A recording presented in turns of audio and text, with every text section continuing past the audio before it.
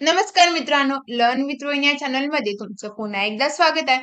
तर आजच्या व्हिडिओमध्ये आपण मित्रांनो जिल्हा न्यायालय भरतीमध्ये आपण नागरिक शास्त्र या विषयावर प्रश्न पाहणार आहोत. तर या प्रश्न संचामध्ये एकूण 50 प्रश्न मी तुमच्यासाठी घेऊन आले, जेणेकरून तुम्हाला जे प्रश्न असतील ते जास्तीत जास्त तुमच्यापर्यंत पोहोचतील आणि तुम्हाला त्याचा सराव सुद्धा करता येईल. आपल्याकडे टाइम खूप कमी आहे मित्रांनो, त्यामुळे जे जास्तीत जास्त प्रश्नाचा सराव करण्याचा आपण इथे प्रयत्न करणार आहोत. त्यामुळे तुम्हाला यापुढेही जे प्रश्नसंच भेटतील किंवा कुठलेही विषयावरील असतील, तर ते आपण जास्तीत जास्त घेण्याचा प्रयत्न करूया, जेणेकरून आपण परीक्षेत अगदी सहजपणे चांगल्या मार्क्सने पास होऊ शकू. चला तर आता आपण व्हिडिओला सुरुवात करूया. पण त्याआधी मित्रांनो, तुम्ही लर्न विथ रोहिणी या चॅनलला सबस्क्राईब करा आणि दिलेल्या बेल आयकॉनवर क्लिक करा. म्हणजे यापुढेही तुम्हाला सगळ्या व्हिडिओचे नोटिफिकेशन हे मिळत राहतील आणि तुम्हाला तुमचा अभ्यास जो आहे तो व्यवस्थितरित्या करता येईल. चला तर आता आपण प्रश्नसंचाकडे वळूया. तर इथे आपण आता पाहणार आहोत प्रश्नसंच क्रमांक 1, विषय नागरिक शास्त्र. प्रश्न क्रमांक पहिला, मनुस्मृती व नारद स्मृती यामध्ये ग्राम स्तरावर कार्य करणाऱ्या ग्रामपंचायत सदृश्य या संस्थांचा उल्लेख आहे. तर कुठल्या?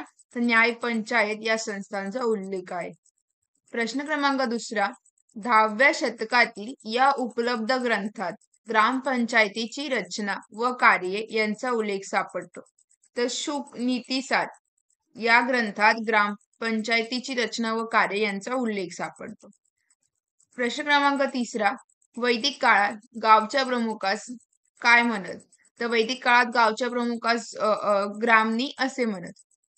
आधुनिक भारताच्या इतिहासात लॉर्ड रिपनने स्थानिक स्वराज्य संस्थांच्या स्थापनेबाबत केलेले प्रयत्न व त्याने संमत केलेला सन 1882चा स्थानिक स्वराज्य संस्थांचा कायदा लक्षात घेता त्यास यथार्थने म्हटले जाते.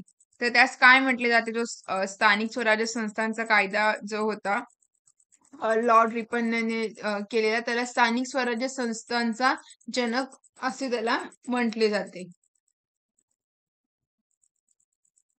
प्रश्न क्रमांक 5, स्वातंत्र्योत्तर काळात पंचायत राज व्यवस्थेचे स्वरूप व कल्पना सुनिश्चित करण्यासाठी मध्यवर्ती शासनाने 16 जानेवारी 1957 रोजी यांच्या अध्यक्षतेखाली समिती नेमली होती. तर कोणाच्या? तर बलवंतराय मेहता यांच्या अध्यक्षतेखाली समिती नेमली होती. कधी? तर 16 जानेवारी 1957 रोजी. प्रश्न क्रमांक 6, ग्रामीण स्थानिक स्वराज्य संस्थांच्या त्रिस्तरीय रचनेस असे संबोधले जाते. तर काय? ग्रामीण स्थानिक स्वराज्याचे जे संस्था असतात त्यांच्या त्रिस्तरीय रचनेस काय म्हणतात? तर पंचायत राज असे म्हणतात. वसंतराव नाईक समितीच्या शिफारशींचा विचार करून महाराष्ट्र जिल्हा परिषद व पंचायत समिती अधिनियम संबंध करण्यात आला. तर कधी? तर 1961 साली तो संबंध करण्यात आला. केव्हापासून महाराष्ट्रात पंचायत राज व त्या अंतर्गत त्रिस्तरीय स्थानिक स्वराज्य संस्थांची पद्धती स्वीकारण्यात आली? तर कधीपासून? तर 1 मे 1962 पासून महाराष्ट्रात पंचायत राज व त्या अंतर्गत त्रिस्तरीय स्थानिक स्वराज्य संस्थांची पद्धती स्वीकारण्यात आली. प्रश्न क्रमांक 9, पंचायत राज संस्थांच्या कार्याचे मूल्यमापन करण्यासाठी राष्ट्रीय स्तरावर डिसेंबर 1977 मध्ये यांच्या अध्यक्षतेखाली एक समिती नेमण्यात आली होती. तर अशोक मेहता यांच्या अध्यक्षतेखाली ही समिती नेमण्यात आली होती. प्रश्न क्रमांक 10, पंचायत राज संस्थांच्या कार्याचे पुनर्विलोकन करण्यासाठी राज्यात 18 जून 1984 मध्ये एक समिती नेमण्यात आली होती. ही समिती कोणाच्या अध्यक्षतेखाली नेमण्यात आली होती? तर ती प्राचार्य पी.बी. पाटील यांच्या अध्यक्षतेखाली नेमण्यात आली होती. पंचायत राजच्या निर्मिती प्रक्रियेस देशात खऱ्या अर्थाने या वर्षापासूनच प्रारंभ झाला. तर 1957 पासून या देशात पंचायत राजच्या निर्मिती प्रक्रियेस प्रारंभ झालाय. प्रश्न क्रमांक 12, सरपंचांची निवड गावातील सर्व प्रौढ मतदारांकडून प्रत्यक्ष पद्धतीने व्हावी अशी शिफारस प्राचार्य पी.बी. पाटील यांनी संबंध केली होती. हे विधान बरोबर आहे? तर हो, जे सरपंचाची निवड असते ती गावातील सर्व प्रौढ मतदारांकडून व्हावी अशी त्यांची शिफारस होती. जिल्हा नियोजनाची संपूर्ण जबाबदारी पूर्ण वेळ नियोजन अधिकाऱ्यावर सोपवावी अशी शिफारस यांच्या अध्यक्षतेखाली समितीने राज्य शासनास केली होती. तर प्राचार्य पी. पाटील यांच्या अध्यक्षतेखाली त्यांनी जी शिफारस आहे ती केली होती. त्यानंतर अजून एक म्हणजे त्यांनी स्थानिक स्वराज्य संस्थांचा जो म्हणजे व्यापक आर्थिक अधिकार असतो तो सुद्धा त्यांना मिळायला पाहिजे यासाठी सुद्धा त्यांनी तिकडे शिफारस केली होती. तर कुठला तर स्थानिक स्वराज्य संस्थांचा जे अधिक व्यापक आणि आर्थिक अधिकार त्यांना मिळायला पाहिजे यासाठी त्यांनी शिफारस केली होती. हा सुद्धा एक प्रश्न लक्षात ठेवा. तर ते सुद्धा कोणी केलं तर प्राचार्य पी. पाटील यांनीच केलं होतं. 2 ऑक्टोबर 1959 पासून पंचायत राज पद्धतीचा अवलंब करून या राज्याने पंचायत राज पद्धतीचा अवलंब करणारे देशातील पहिले राज्य ठरण्याचा मान मिळवला. तर कुठलं आहे ते राजस्थान राज्य. आणि दुसरं कुठलं आहे तर ते दुसरं आहे ते आंध्र प्रदेश आहे. त्यांनी कधी केलं तर त्यांनी नोव्हेंबर 1959 रोजी केलं. आणि सगळ्यात पहिले ते राजस्थान त्यांनी कधी केलं अवलंब तर त्यांनी 2 ऑक्टोबर 1959 या साली केली.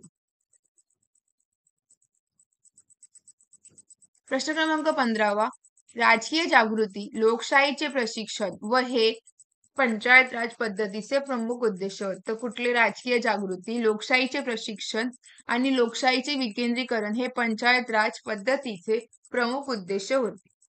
महाराष्ट्रात सध्या किती ग्रामपंचायती कार्यरत आहे तर इथे त्यांनी कार्यरत आहे विचारलंय. तर महाराष्ट्रात सध्या आता 27,855 ज्या ग्रामपंचायती आहेत त्या कार्यरत आहेत. राज्यात सध्या 36 जिल्हे असून जिल्हा परिषदांची संख्या किती आहे तर राज्यात आता 36 जिल्हे असून जिल्हा परिषद एकूण 34 इतकी आहे. राज्यात सध्या 355 तालुके असून पंचायत समित्यांची संख्या किती तर पंचायत समित्या एकूण 351 इतक्या आहेत. महाराष्ट्र ग्रामपंचायत अधिनियमाच्या कलमान्वये प्रत्येक खेड्यासाठी ग्रामपंचायतीची तरतूद केली आहे. तर कुठल्या कलमान्वये 5व्या कलमान्वये प्रत्येक खेड्यासाठी ग्रामपंचायतीची तरतूद केली आहे. प्रश्न क्रमांक 20 म्हणजे कुठल्या मध्ये गावातील सर्व मतदारांचा समावेश असतो तर ग्रामसभेमध्ये गावातील सर्व प्रौढ मतदारांचा समावेश असतो. प्रश्न क्रमांक 21 महाराष्ट्र ग्रामपंचायत अधिनियम कलम 7 अनुसार प्रत्येक आर्थिक वर्षात ग्रामसभेच्या किमान किती बैठका होणे बंधनकारक आहे तर किमानच्या वर्षातून 4 बैठका होणे बंधनकारक आहे. प्रश्न क्रमांक 22 आर्थिक वर्षातील पहिल्या ग्रामसभेचे अध्यक्षपद कोण भूषवितो तर तो सरपंच भूषवितो. ग्रामपंचायत सदस्यांना असे संबोधले जाते तर त्यांना पंच असे सुद्धा संबोधले जाते. महाराष्ट्रात सध्या इतक्या नगरपंचायती आहेत इथे नगरपंचायती आहेत आणि ते लास्ट टाइम होतं ते आपण मागच्या प्रश्नामध्ये बघितलं तिथं कार्यरत आहे विचारलेलं आणि इथे आता नगरपंचायती आहेत तर 124 नगरपंचायती महाराष्ट्रात सध्या आहेत. गावातील जन्म मृत्यूची नोंद ठेवण्याची जबाबदारी ग्रामसेवकाकडे देण्यात आली असून यासाठी ग्रामसेवकांना काय म्हणून शासनाने जाहीर केले आहे तर त्यांना जन्म मृत्यू निबंधक हे शासनाने जे आहे ते त्यांना जाहीर केले जेणेकरून ते जन्म मृत्यूची नोंद व्यवस्थितरित्या ठेवू शकतात. प्रश्न क्रमांक 26 ग्रामस्तरावरील बालविवाह प्रतिबंधक अधिकारी म्हणून आता कोणाचा निर्देश करावा लागेल तर आता ग्रामसेवकाचा निर्देश करावा लागेल. प्रश्न क्रमांक 27 त्रिस्तरीय पंचायत राज पद्धतीतील सर्वात कनिष्ठ स्तरावर कार्यरत असलेली स्थानिक स्वराज्य संस्था म्हणजे ग्रामपंचायत. तर त्रिस्तरीय पंचायत राज पद्धतीतील विचारले कनिष्ठ स्तरावर. हा आणि प्रश्न क्रमांक 28 त्रिस्तरीय पंचायत राज पद्धतीतील सर्वोच्च स्तरावर कार्यरत असलेली संस्था म्हणजे जिल्हा परिषद. यांना लोकशाहीचा पाळणा असे म्हटले जाते. तर स्थानिक स्वराज्य संस्थांना लोकशाहीचा पाळणा असे म्हटले जाते. सरपंच व उपसरपंच यांच्या अनुपस्थितीत ग्रामसभेचे सदस्य कोणाच्या सभेच्या अध्यक्षस्थानी निवड करतात कोणाची निवड करतात तर तिथे जे उपस्थित ग्रामपंचायत सदस्यांपैकी एकाची तिथे ते निवड करतात. प्रश्न क्रमांक 31 या जिल्ह्यात राज्यातील इतर कोणत्याही जिल्ह्यापेक्षा अधिक म्हणजे 6 महानगरपालिका आहेत तर कुठे ठाणे या जिल्ह्यात आहे. ज्या नगरपालिका आहेत त्या एकूण 6 नगरपालिका आहेत. प्रश्न क्रमांक 32वा. महानगरपालिकेच्या निवडणुका किती वर्षांनी होतात? तर त्या दर 5 वर्षांनी होतात. प्रश्न क्रमांक 33वा. एखाद्या नगरपालिकेची लोकसंख्या किती अधिक झाली की तिला महानगरपालिकेचा दर्जा देण्याची प्रक्रिया सुरू होते. तर नगरपालिकेची लोकसंख्या जर 3 लाखाहून अधिक म्हणजे 3 लाखापेक्षा जास्त झाली तर तिला महानगरपालिकेचा दर्जा मिळतो. प्रश्न क्रमांक 34वा. राज्यात सध्या 236 नगरपालिका आहेत. लोकसंख्येनुसार नगरपालिकांची विभागणी खालीलप्रमाणे अ, ब आणि क या वर्गांमध्ये केली जाते. तर ती कशी केली जाते? तर जे 40,000हून कमी आहेत ते क वर्गात येतात. जे 40,000 ते 1,00,000 या दरम्यान जे असतील ते ब वर्गात येतात आणि 1,00,000हून अधिक असतील ते अ वर्गात येतात. अशा प्रकारे त्यांनी नगरपालिकांची विभागणी केली आहे. प्रश्न क्रमांक 35वा. हा नगरपालिकेचा मुख्य प्रशासकीय अधिकारी असतो. तो मुख्याधिकारी हा नगरपालिकेचा मुख्य प्रशासकीय अधिकारी असतो. प्रश्न क्रमांक 36वा. नगरपालिकेच्या अध्यक्षास काय संबोधले जाते? म्हणजे त्यांना काय बोलले जाते? तर त्यांना नगराध्यक्ष असे म्हटले जाते. भारतात एकूण 62 कटक मंडळे असून त्यापैकी किती महाराष्ट्रात आहेत? तर एकूण त्यापैकी 7 आहेत जी महाराष्ट्रात आहेत. प्रश्न क्रमांक 38वा. महापौर पदाची मुदत किती असते? तर महापौर पदाची जी मुदत असते ती 2.5 वर्षे इतकी असते. प्रश्न क्रमांक 39वा. महानगरपालिका आयुक्त हे सेवेतील वरिष्ठ दर्जाचे अधिकारी असतात. तर कोण? महानगरपालिका आयुक्त हे भारतीय प्रशासन सेवेतील वरिष्ठ दर्जाचे ते अधिकारी असतात. प्रश्न क्रमांक 40वा. हे महानगरपालिकेचा प्रशासकीय अधिकार पाहतात. तर कोण? महानगरपालिकेचे जे आयुक्त असतात ते महानगरपालिकेचा प्रशासकीय अधिकार पाहतात. प्रश्न क्रमांक 41वा. कोणाला शहरातील प्रथम नागरिक असे संबोधतात? तर महापौर यांना शहरातील प्रथम नागरिक असे संबोधतात. प्रश्न क्रमांक 42वा. नगराध्यक्ष पदाची मुदत सध्या किती वर्ष आहे? तर 5 वर्ष इतकी आहे. सध्या नगराध्यक्षांची निवड कुठल्या पद्धतीने होते? तर थेट जे प्रत्यक्ष मतदान होतं त्या पद्धतीने त्यांची निवड होते. प्रश्न क्रमांक 44वा. ही राज्यातील सर्वात जुनी महानगरपालिका आहे. तर मुंबई महानगरपालिका आहे ती राज्यातील सर्वात जुनी महानगरपालिका आहे. प्रश्न क्रमांक 45वा.